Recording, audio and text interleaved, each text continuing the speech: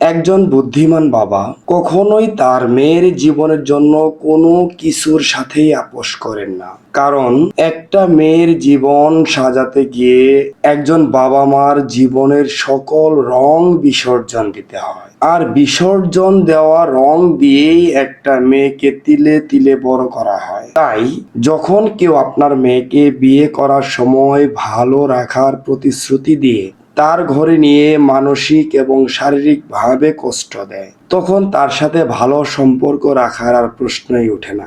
একজন অভিভাবক বা বাবা মা হিসাবে আপনি আপনার জীবনের সর্বোচ্চটা উজাড় করে দিয়ে আপনার মেয়ের জীবনকে সাজিয়েছেন।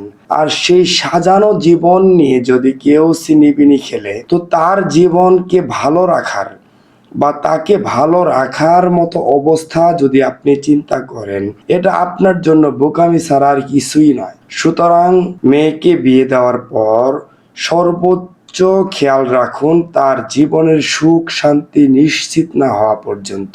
আর এর জন্য যদি আপনার জামাই বা আপনার মেয়ের হাজবেন্ডের পরিবার কোনো ধরনের ইন্টারফেয়ার করে, তাকে সর্বোচ্চ শাস্তি দেওয়ার মন মানসিকতা তৈরি রাখুন। তাহলেই আপনার মেয়ের জীবনে সুখ সমৃদ্ধি আসতে পারে। তা না হলে সারা জীবন চাকরের মতো সবার কথা শুনবে এবং সবার কাছে পিষ্ট হয়ে যাবে। ধন্যবাদ সবাইকে।